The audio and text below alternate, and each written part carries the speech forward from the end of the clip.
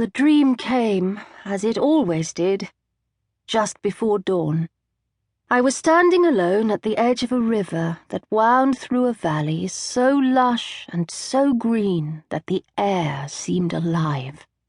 The warble of songbirds rang over the treetops from branches bent low with the weight of ripe fruit, and everywhere the flowers grew, more vivid and fragrant than any flowers I had ever seen before. Their fragrance filled me with an incredible thirst, and kneeling on the riverbank, I cupped my hands into the chill running water and lifted them dripping, preparing to drink. A shadow swept over me, blocking the sun. Beside me, the grass gave a rustle and parted, and out came a serpent, quite withered and small. It slipped down the riverbank into the water and opened its mouth, and as I knelt watching, the serpent swallowed the river, and the flowers shriveled and died, and the trees turned to flame, and the songbirds to ravens, and everywhere the green of the valley vanished, and the world became a wasteland underneath a frozen sky, and the riverbed a hard road winding through it. And the serpent, grown heavy and large, slithered off as the ravens rose thick in a chattering cloud that turned day into night, and I found myself walking beneath a pale moon through the wasteland. I was looking for something. I didn't know what, but I'd lost it just recently.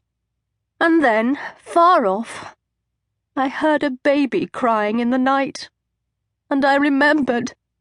Justin! The crying grew stronger. I started to run with my hair streaming out like a madwoman, running, but always the cry came from somewhere ahead and I couldn't catch up with it. "Justin!" I called again, panicked. "Oh, God, love, I'm coming! Hold on! Mummy's coming!" But already I was losing him. I wasn't running fast enough, and then the road fell away, and I fell with it, spiraling helplessly down through the dark into nothingness, hearing the cries growing fainter above me and fading. I woke with a jolt. For a long moment, I lay perfectly still, blinking up at the ceiling and forcing my eyes to focus through the stinging mist of tears.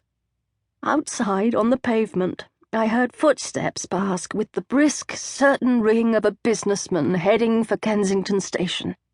The sound, small and normal, was something to cling to.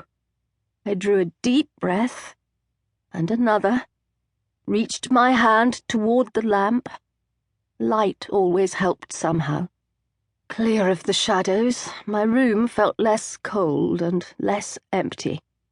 I rose, shrugged myself into my robe, and crossed to the window. The sulphurous glow of a late November night had given way to hard grey light that flattened on the line of roofs and chimney-pots that faced me. In the street below, the stream of morning traffic had already started sluggishly, as everywhere the houses yawned to life. It was morning, just the same as any other morning. I pulled the curtain back an inch and looked toward the fading morning star. It looked so small, so vulnerable. Another hour and it would be forgotten. There wasn't anybody in the flat who could have heard me, but I spoke the words quite softly all the same. "Happy birthday, Justin," I said to the tiny point of light. It winked back faintly, and I let the curtain fall.